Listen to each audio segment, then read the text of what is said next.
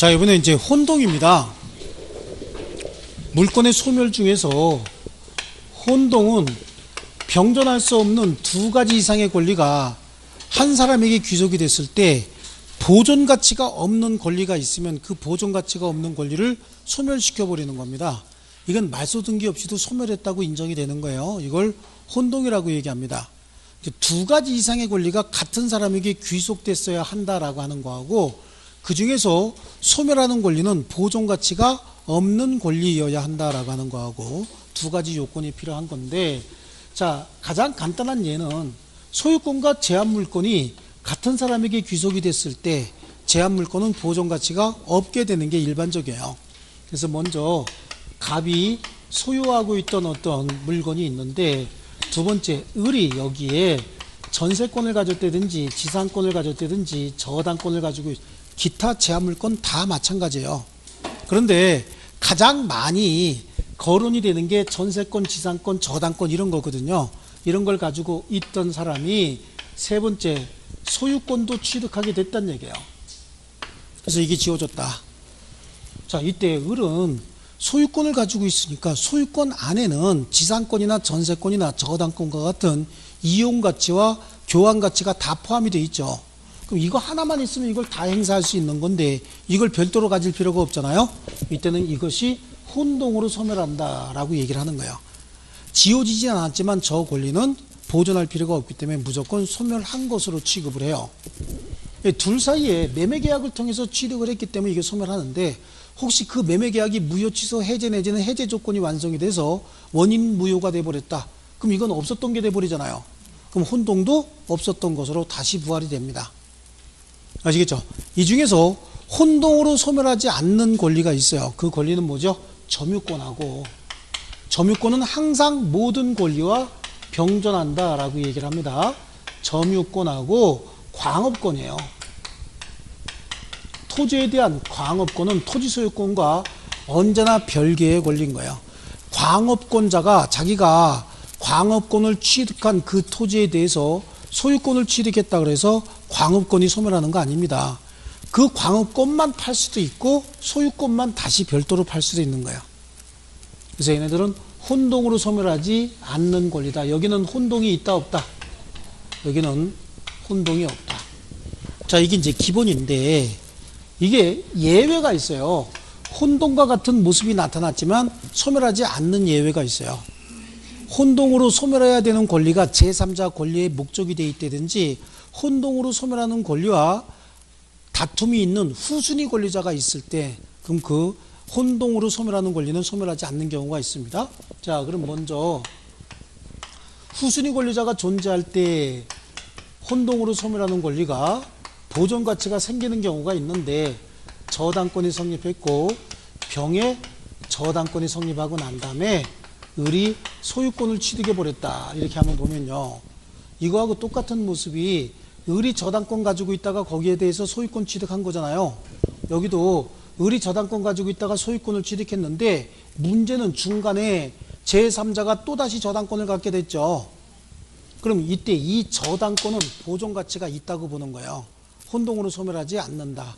왜 그러냐면 저당권 실행 경매가 됐을 때 이 저당권이 없으면 병이 먼저 변제받고 남는 게 있으면 을이 변제를 받지만, 이 저당권이 살아있으면 누가 경매를 실행하든 을이 먼저 변제를 받고 남는 게 있으면 병이 변제를 받는 거거든요.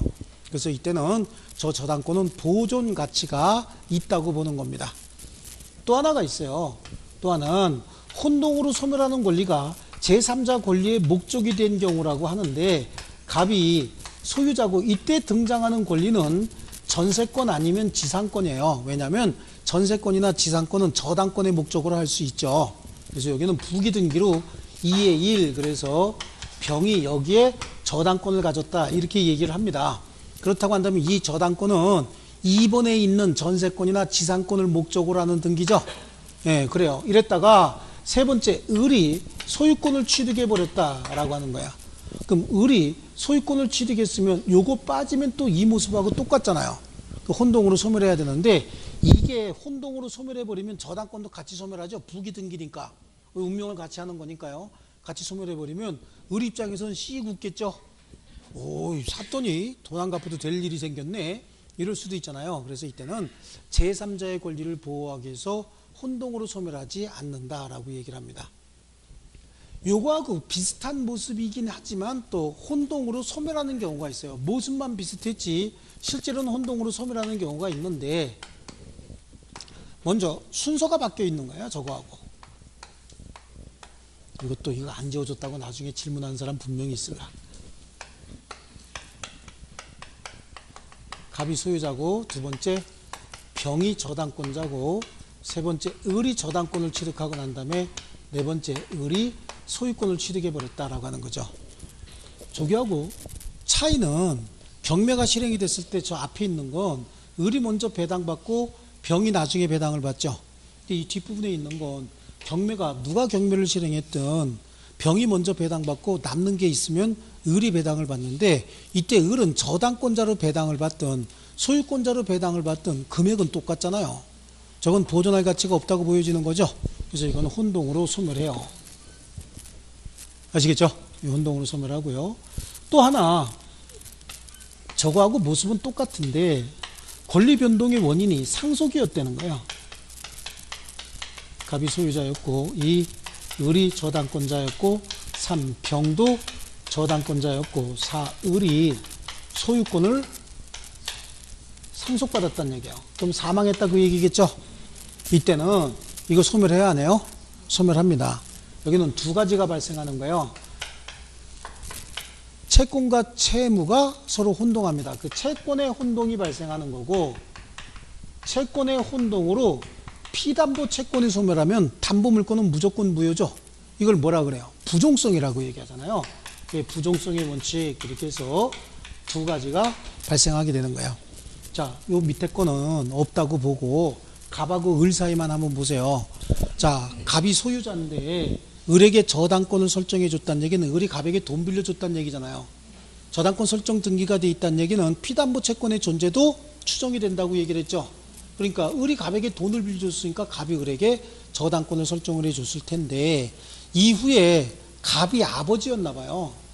아버지였고, 아버지가 돌아가시니까 아버지의 재산이 을에게 승계가 됐죠. 그러면 재산 권리만 승계되어 부채, 기타 의무도 승계가 돼요. 다 승계가 되는 거잖아, 포괄 승계는.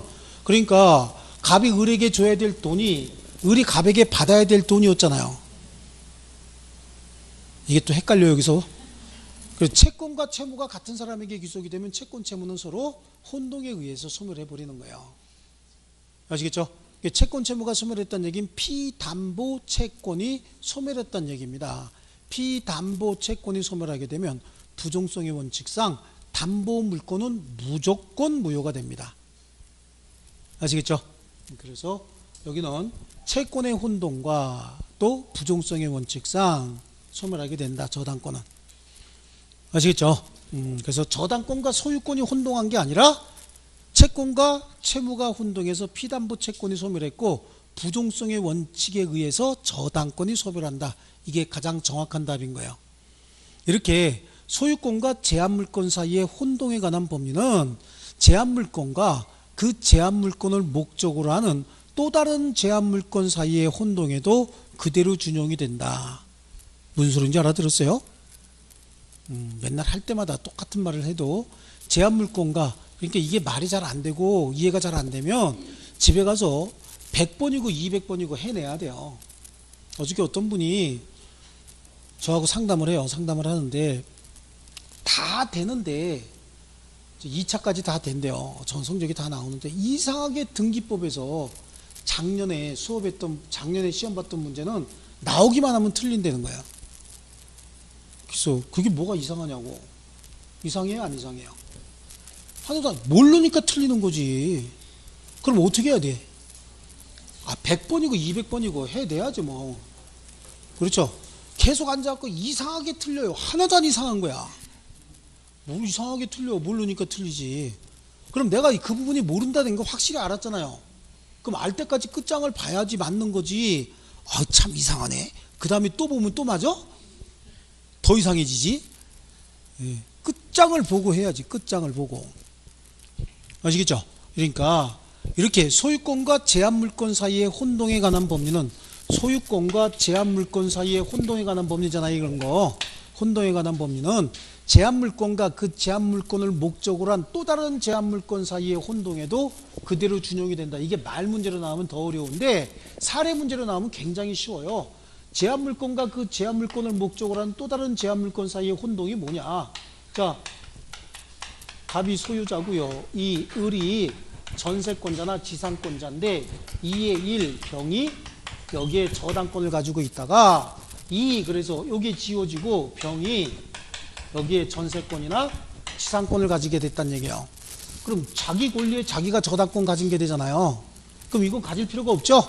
이거는 혼동으로 소멸하는 겁니다. 근데 이 경우도 똑같습니다. 이 경우에도 후순위 저당권자가 하나가 더 있다는 거야. 그럼 자신의 저당권 보호하기 위해서 혼동으로 소멸해서는 안 되겠죠? 하나 더 그리면 돼, 이거. 갑이 소유자고 이 을이 전세권이나 지상권 가지고 있고 2의 1 병이 저당권 2의 2 그래서 글씨를 이렇게 개발세발 쓰냐. 정이 또다시 저당권 가지고 있다가 그래서 병이 전세권이나 지상권을 승계받았다는 거야. 여기서는 이거 소멸시켜버리면 되잖아요. 소멸시켜버리면 되는데 여기는 이거 소멸하게 되면 얘한테 대항하지 못하는 일이 생길 수 있죠. 이때 소멸하지 않는다고. 또 다른 하나 예외는 뒤집을까 또? 저기하고 똑같이? 하지 말을까요? 네, 그래요. 여기로 된 거요? 웬일이요? 그래, 이게 이렇게 소유권과 제한물권 사이의 혼동에 관한 법리는 제한물권과 그 제한물권을 목적으로 하는 또 다른 제한물권 사이의 혼동에도 그대로 준용이 된다. 그러니까 말이 어려운 거야. 실제로 사례로 보면 이건 되게 쉬워요. 그러니까 이거는 사례 문제로는 잘 안 나오고 말 문제로 나와요. 아시겠죠? 네, 그래요. 혼동. 혼동은 이거 혼자 그릴 줄 알면, 근데 다 사진 찍어 갔어요. 지난번에. 이제 찍으라 그래갖고 다 필요하신 분 찍고 다 그랬어요. 그랬는데, 갑자기 또 뭔가 이렇게 적어야 될 것 같은 의무감하고, 아마 거기 보면 똑같을 거야. 똑같을 거니까 머릿속에 항상 집어넣고 연습이 중요한 거예요. 연습이. 그래서 거기 98페이지 혼동이 지금 설명이 됐고 98페이지 양쪽 가로 2번에 양쪽 가로 5번에 혼동에 의한 물권 소멸의 효과인데 원칙은 혼동으로 인하여 부동산 물권은 등기 없이도 절대적으로 소멸한다. 그거 나와 있잖아요. 근데 혼동을 일으키게 된 전제가 된 권리의 취득행위 자체가 무효, 취소, 해제 등으로 효력을 잃게 된 경우에는 소멸하였던 권리가 부활한다죠. 그렇죠? 부활한다. 요거예요. 그래서 여기 둘 사이의 매매가 무효, 취소 등으로 인해서 원인 무효가 됐다. 그래서 매매의 원인이 소멸해 버렸대요. 그러면 권리 변동도 없었던 게 되는 거잖아요. 그럼 소유권 다시 갑에게 복귀가 되고 을의 권리는 없었던 게 되죠. 그럼 혼동으로 소멸했던 권리도 어떻게 해야 돼? 부활돼야 되지. 그렇죠? 좋아요. 자, 그 다음에 이제 지금까지 물권 총론 4문제가 끝난 거예요. 물권 총론 4문제가 끝났고 전체적으로 우리가 배운 게 뭐뭐 배웠을까?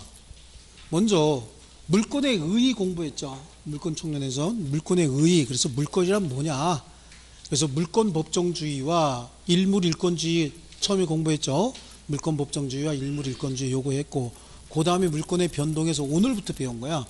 물권의 변동의 원인이 법률 행위인 경우에 등기해야 되지만 법률 규정에 의한 경우엔 등기하지 않아도 된다. 요거 있었죠?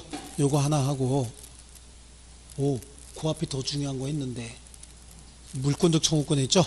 물권적 청구권하고 물권 변동의 효력이 법률 행위냐 법률 규정에 의한 것이냐 요거 공부했고 그 다음에 등기 있었어요. 등기 청구권하고 같이 공부했습니다.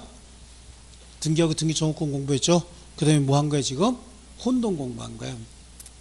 그 다음에 보너스로 하나 공부한 게 뭐였어요? 선의취득 공부했잖아요.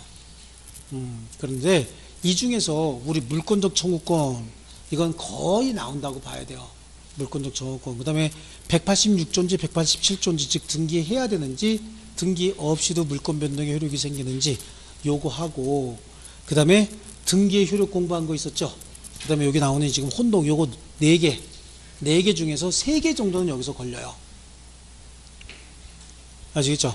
그럼 하나 정도는 요거 4개가 다 한 문제씩 나올지, 하나가 앞에 쪽에 뭐 관습상의 물건인 것은 아닌 것은 이런 걸로 골라서 나온다든지, 그렇죠? 아니면 뭐 금년에 선의취득이 나올까? 선의취득은 원래 우리 시험에 나오면 안 되거든요. 우리 시험은 부동산에 관한 것만 나와야 되는 거예요, 사실은. 근데 또 약간 또라이들이 들어가면 또 낼 수도 있겠죠.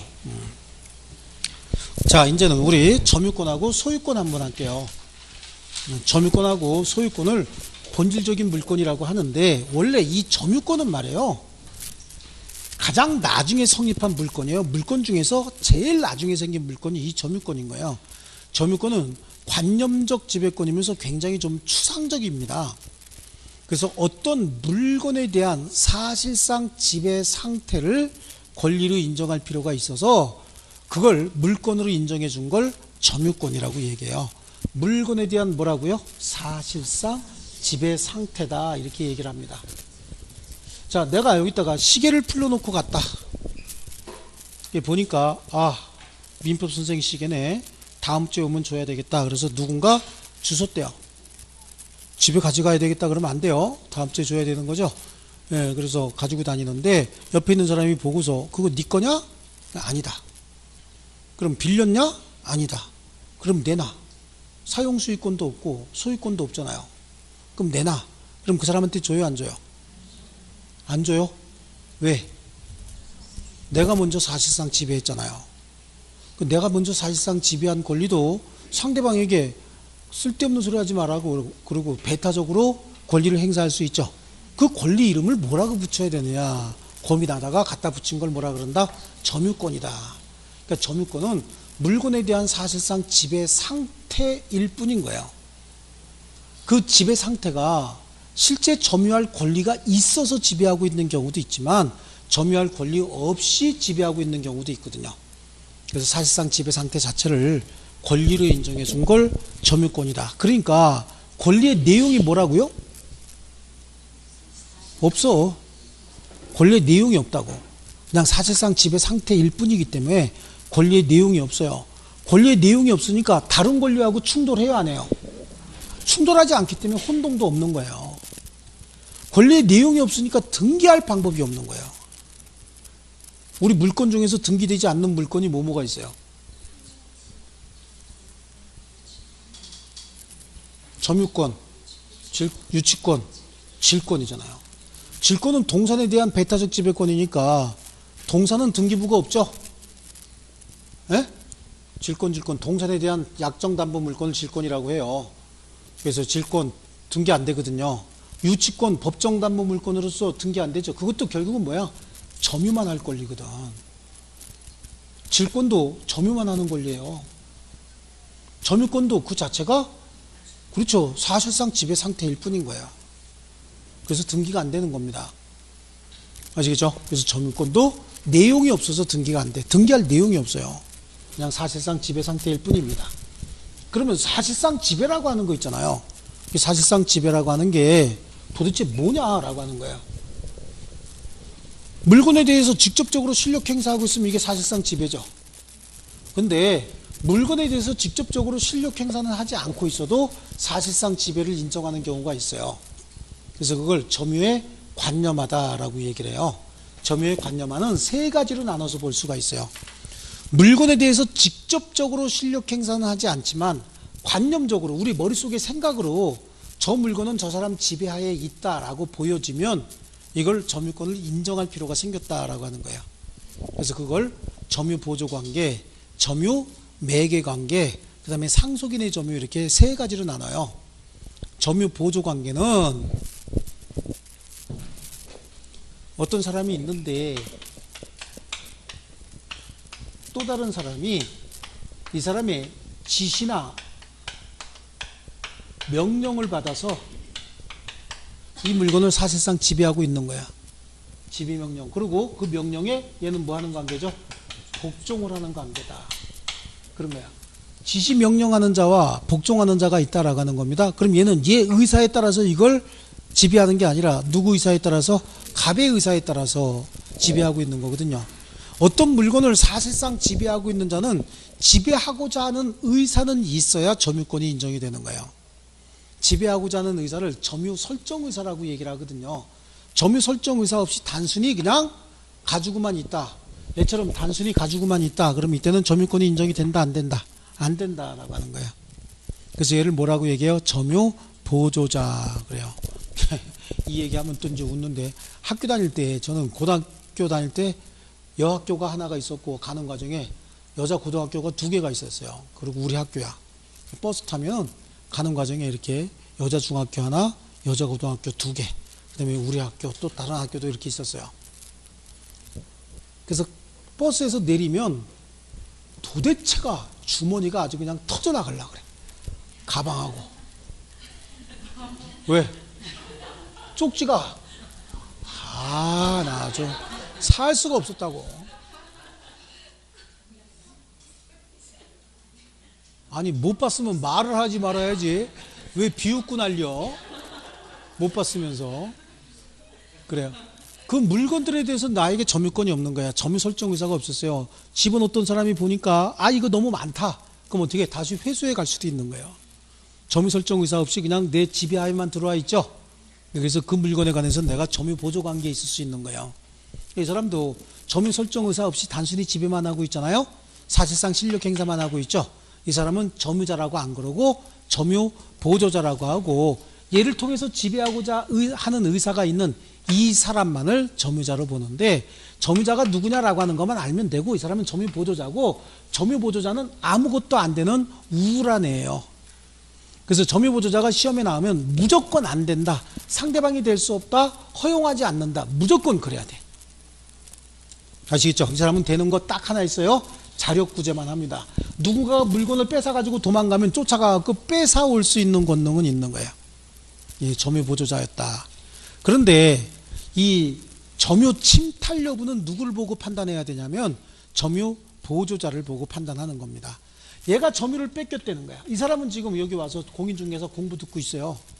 그래도 누구만 점유자야? 이 사람만 점유자고 이 사람은 점유자가 아니죠.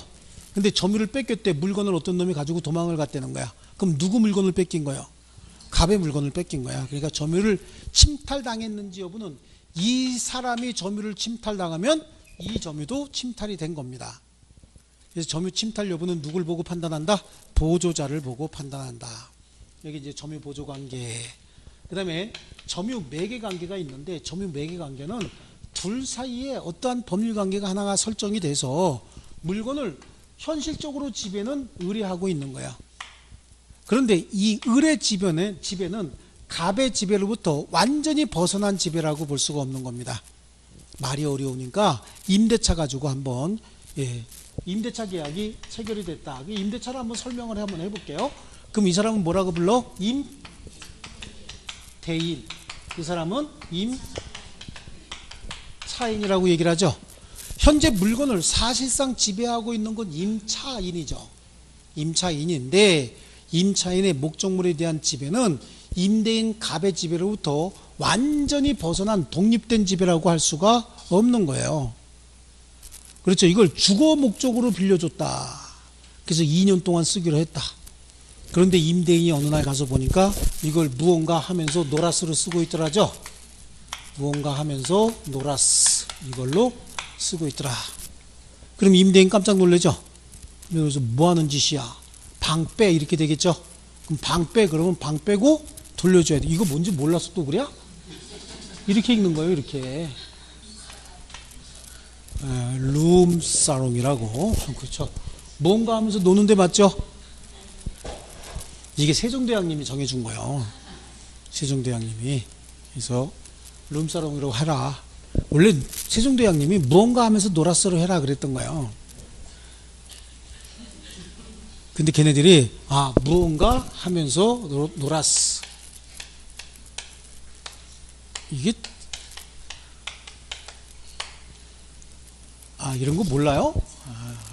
세종대왕을 좀 공부 좀 해요. 그러니까 먼저 세종대왕께서 한글을 창제하기에 머리가 아프게 막 이렇게 하고 있는데 코큰 애들이 오더니 앞으로 300년쯤 후에 우리가 나라를 하나 만들 건데 나라 이름을 뭘로 할까요? 그랬더니 한글 만드냐고 머리 아프 죽겠는데 별걸 다 물어보고 있죠. 그러니까 뭐라 그런 거야? 아무렇게나 지어. 이렇게 했다고. 그래서 얘가 미국으로 가는 동안, 바다 넘어가는 동안 아무렇게 그러다가 이렇게 롤링 몇 번 타고 파도 몇 번 맞고 난 다음에 깨어나서 아메리카가 된 거예요. 세종대왕이 그 정도야. 미국의 이름도 지어줬다고. 나중에 애들이 와가지고 아메리카 그러니까 이름이 너무 단촐해요. 뭔가 앞에 붙일 만한 게 없을까요? 멋있게. 그랬더니 애들 참 귀찮게 하는구나. 니네 나라에 제일 많은 게 뭐야? 그러니까 소입니다.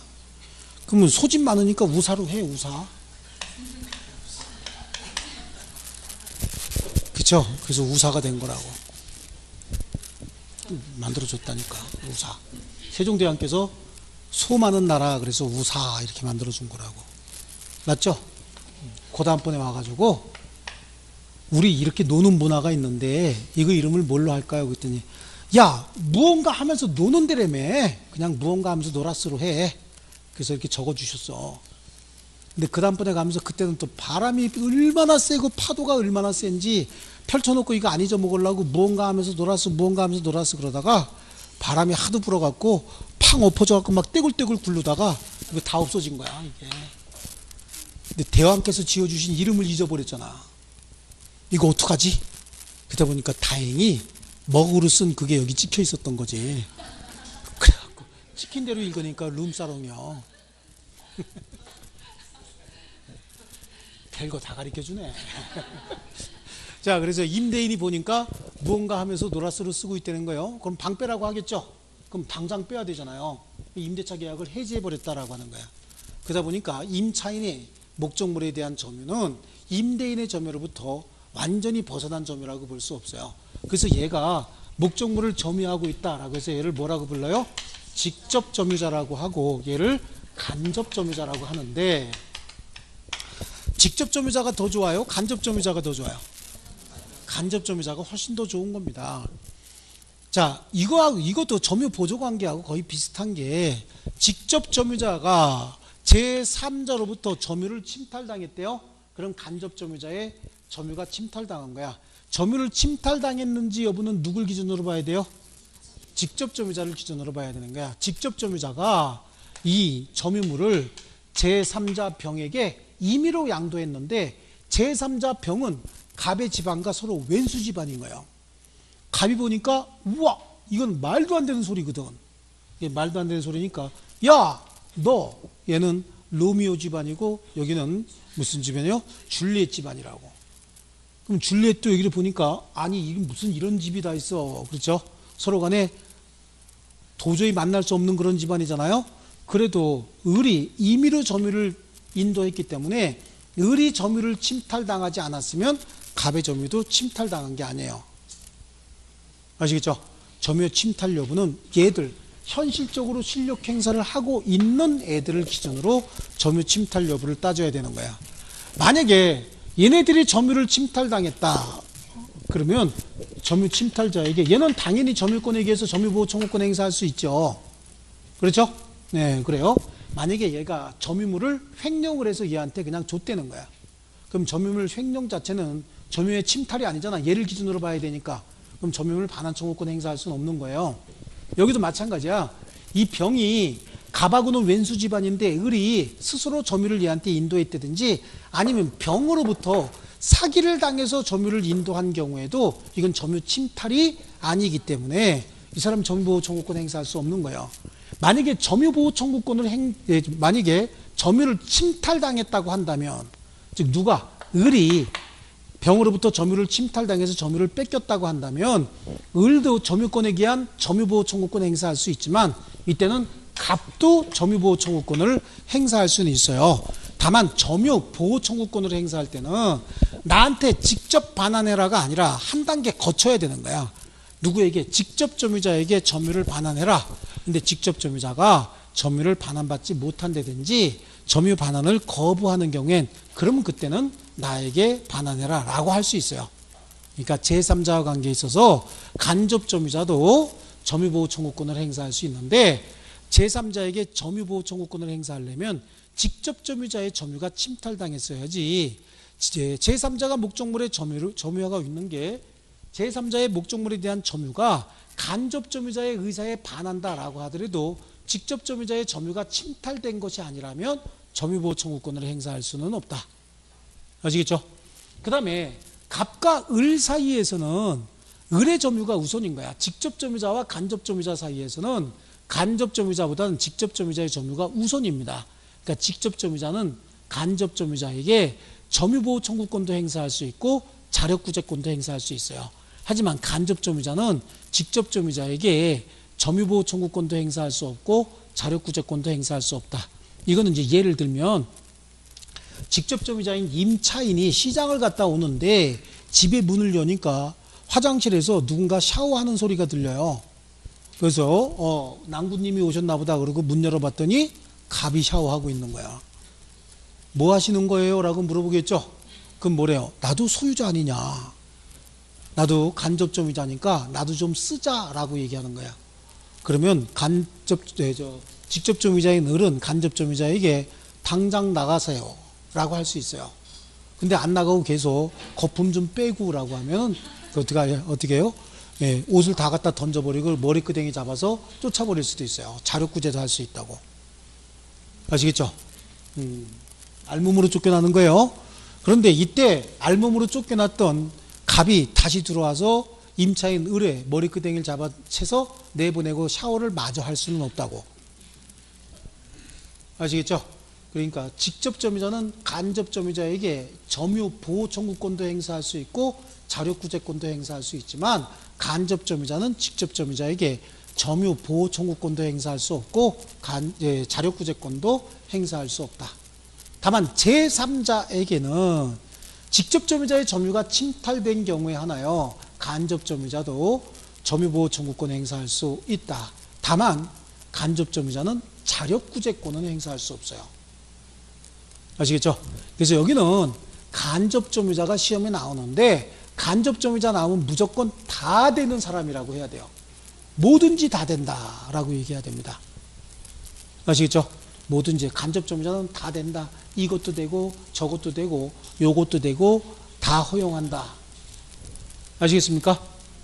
자, 그래요. 그 다음에 상속인의 점유가 있죠.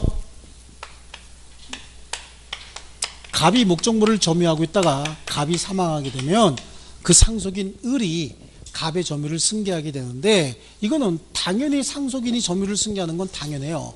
그런데 상속인이 국내에 거주하지 않고 있대요. 그래도 무조건 당연히 갑의 점유를 승계하는 것이고요. 또 조금 더 나가서 을이 자기 아버지가 사망한지를 모른대요. 호로죠. 그래도 점유를 승계하는데 더 재밌는 건 지 애빈지도 모른다는 거야. 이건 완전 호로죠. 그래도 승계받습니다. 그래서 무조건 점유는 상속인에게 승계가 되는 거고, 피상속인의 점유의 형태는 태양은 그대로 상속인에게 하나도 빠짐없이 승계가 됩니다. 이해하셨죠? 네, 이게 상속인의 점유다라고 해서요. 거기 우리 점유의 관념하에 점유보조관계하고 여기 점유보조관계에서 2번 있죠. 2번 점유보조자는 점유자가 아니므로 점유보호 청구권이 인정되지 않는다. 점유보조자는 아무것도 인정되는 거 없어요. 뭐든지 안 된다 그래야 맞는 거예요. 하지만 자력구제권 딱 하나만 행사할 수 있다죠. 간접점유, 그게 간접점유인데 간접점유는 오른쪽 페이지에 점유 매개관계에 의한 점유다. 그때 반드시 유효한 관계일 필요가 없다. 중첩적으로 존재할 수도 있는 것이고, 간접점유자도 대외적으로는 즉 점유침탈자에게는 점유보호 청구권 행사할 수 있는데 대내적으로는 직접 점유자의 점유가 우선이라고 얘기했어요. 그리고 간접 점유자에게는 자력구제권도 없고 상속인의 점유, 상속에 의해서 점유는 그대로 승계가 되는데 하자까지도 싹 다 승계가 된다. 그 다음에 나오는 게 점유의 태양이죠. 점유의 태양은 점유의 형태와 모양이다 라고 하는데 자주점유가 뭐냐? 소유의 의사가 있는 점유를 자주점유라고 해요. 소유의 의사가 있는지 여부는 현재 점유하고 있는 자의 개인적이고 주관적인 의사에 따르는 게 아니에요. 그러면 자주점유다라고 하는 건 소유의 의사가 있는 점유고, 타주점유는 소유의 의사가 없는 점유인데, 자주점유를 점유자의 개인적이고 주관적인 의사가 아니다, 그걸 가지고 따지는 게 아니다라고 한다면, 그럼 뭘 가지고 따져야 되는 거예요? 그렇지, 현재 물건을 지배하고 있는 자가 어떤 원인으로 점유를 취득했느냐, 그걸 점유 취득의 권원이다라고 얘기해요. 그렇죠? 이거에 따라서 객관적으로 판단하는 거예요. 그럼 내가 이 물건을 점유하게 된 동기가 뭐예요? 집에서 이거 오늘 차고 가도 좋다고 해서 이걸 차고 나온 거예요. 내가 산 게 아니라 사기는 딴 분이 사서 선물은 내가 받았는데 자기 거라고 해서 자기 거로 한 거거든요. 좀 억울하긴 하죠. 억울하긴 한데 어쨌든 그분이 오늘 차고 가라 해서 차고 나왔다고. 그럼 내가 점유를 취득하게 된 권한은 그분한테 빌려온 거죠. 내가 소유할 의사가 있으면 샀겠지. 근데 살 필요가 없어. 사도 다 그분 거니까. 그렇죠? 예, 그러니까 이건 뭐예요? 자주점유라고 볼 수가 없어요. 근데 내가 이걸 샀대. 그럼 내가 점유를 취득하게 된 원인은 매매였을 거 아니냐고. 매수인은 왜 매매를 했을까? 소유할 의사가 있으니까 매수했겠죠. 그러면 임차인은 왜 임대차를 했을까? 쓰다가 돌려주려고, 가지려고 하는 의사는 없었으니까 임대차를 했을 거 아니에요. 그러니까 이 자주점유냐 타주점유냐를 판단하는 기준은 점유하고 있는 자의 개인적이고 주관적인 의사가 아니라 현재 점유하고 있는 자가 어떤 권한에 의해서 점유를 취득했는지 그 점유 취득의 권한에 따라서 객관적으로 판단한다. 말이 조금 어려워요. 그럼 하나씩 한번 볼게요. 명의 신탁 계약이 있었대요. 명의 뭐요? 신탁 계약이 있었다는 거야. 명의 신탁자가 목적물을 점유한다. 자주점유예요? 타주점유예요? 자주점유지. 명의 신탁자는 자기가 소유할 의사가 있으니까 매도하지 않고 신탁을 했겠죠. 그럼 명의 수탁자의 점유는요? 타주일 수밖에 없지. 왜냐하면 지가 갖고 싶었으면 명의 신탁 계약을 하지 않고 매매 계약을 했을 거 아니냐고. 그러니까 수탁자의 점유는 타주일 수밖에 없어요. 전세권 설정 계약을 체결하고 있대요. 전세권 설정 계약을 체결해서 전세권자가 목적물 점유하고 있대요. 자주예요? 타주예요? 타주일 수밖에 없지. 소유할 의사가 있으면 매매를 했겠지. 전세권 설정하지 않았겠죠. 그럼 지상권자의 목적물에 대한 점유는 뭐예요? 타주 점유일 수밖에 없어요. 도둑놈의 목적물에 대한 점유는요? 도둑질 왜 해요? 가지려고 도둑질 하는 거거든요. 그래요. 근데 뭐 도둑놈이란 말 쓰면 안 된다고 하는데, 그럼 도둑놈을 도둑님이라고 해야 될까? 그래서 무슨 도인의 점유다라고 하는데, 도 닦는 사람 같아서 기분 더 나빠 나는. 도둑놈을 도둑놈이라고 하고, 사기꾼이라고 하잖아. 사기꾼은 사기꾼이라고 하는 건 괜찮고 도둑놈을 도둑놈이라고 하는 건 안 되냐고. 도둑꾼? 한국 사람이요? 예. 도둑놈은 도둑놈이라고 부르고 사기꾼은 사기꾼이라고 불러야지. 도둑놈의 점유. 그래요. 근데 나보고 또 기본 썼을 때는 도둑놈이라고 안 그러고 또 도인이라고 써요. 예. 참 이상해. 자, 좋습니다. 그래서 자주점유하고 타주점유를 구분했는데, 자, 타주점유가 자주점유로 전환되는 경우도 있고 자주점유가 타주점유로 전환되는 경우도 있는데, 우리 책으로 한번 볼게요. 타주점유가 자주점유로 전환되는 건 두 가지 정도 아셔야 됩니다. 타주점유자가 타주점유 중에 새로운 권한을 취득을 했다는 얘기야. 쉽게 예를 들면 임차인이 임차 목적물 점유하고 있는 건 타주점유잖아요. 근데 이 물건이 너무 좋아 보인다.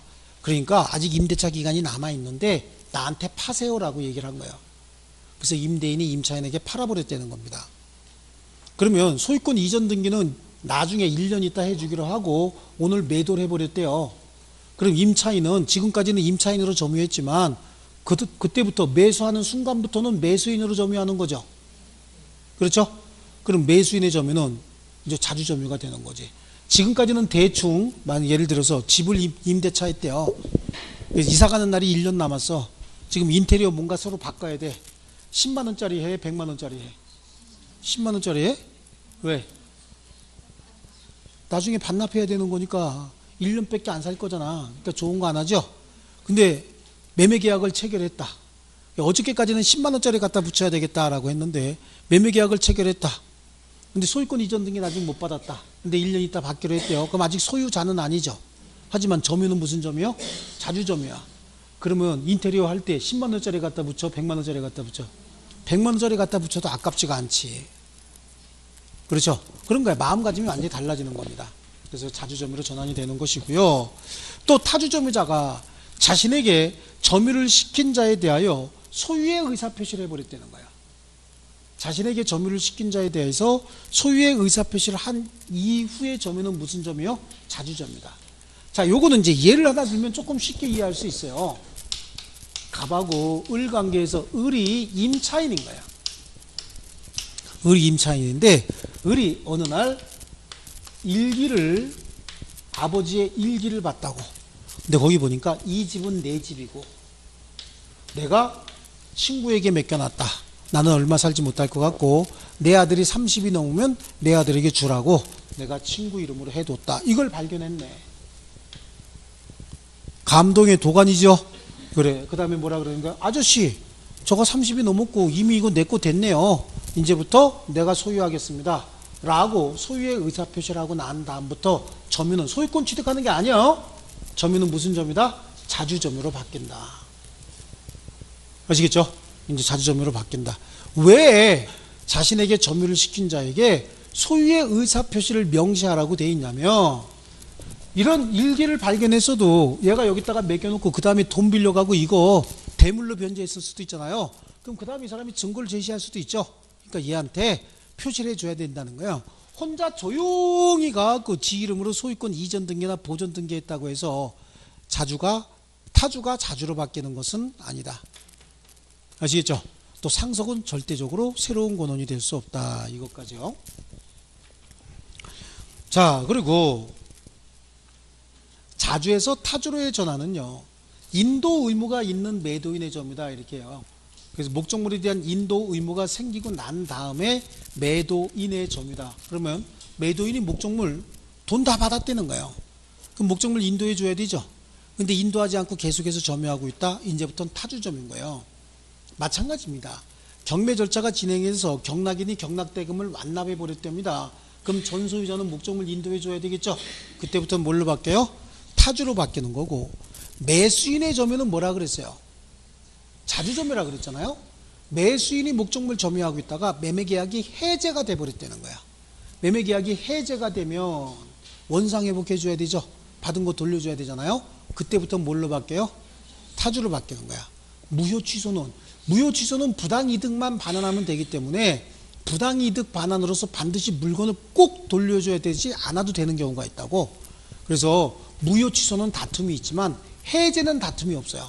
해제는 계약이 해제가 되면 어떤 의무가 발생해요? 원상회복 의무가 발생하거든.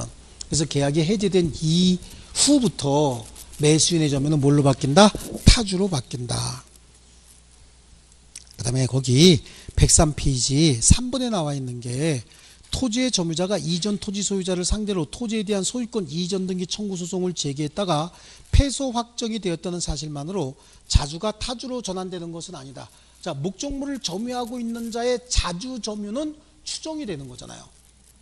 현재 목적물을 점유하고 있는 자가 본권이 있다고 주장하는 자, 어떤 자가 내 물건인데 왜 네가 자꾸 점유하고 있어? 그러고 시비를 건다고.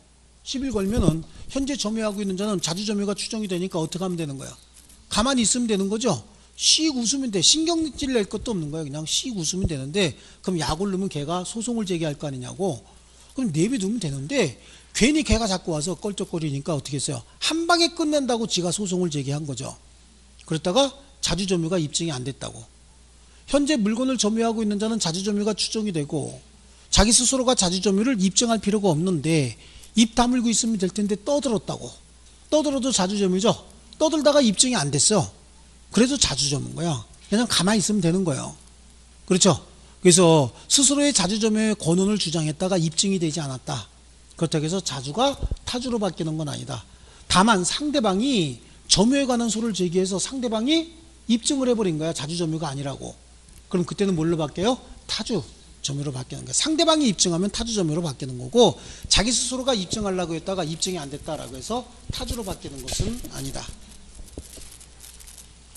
그 다음에 선의의 점유와 악의의 점유인데, 본권이 있다는 믿음의 유무에 따라서 점유자는 소유의 의사로 선의 평온 공연하게 점유한 것으로 추정이 되는데, 선의의 점유자라도 본권에 관한 소에서 패소한 때는 소가 제기된 때로부터 악의의 점유자로 본다. 아시겠죠? 악의의 점유자. 선의의 점유자는 과실취득권이 있어요. 조금 이따가 점유의 효력을 공부해서 거기서 알게 되는데요. 과실이 있는 점유와 과실 없는 점유는 일단 선의를 전제로 해서 본권이 없음을 몰랐는데 조금만 주의를 기울이면 본권이 없음을 충분히 알 수 있었는데 그 주의 의무를 태만히 해서 알지 못하고 있다. 그럼 그게 뭐가 되는 거야?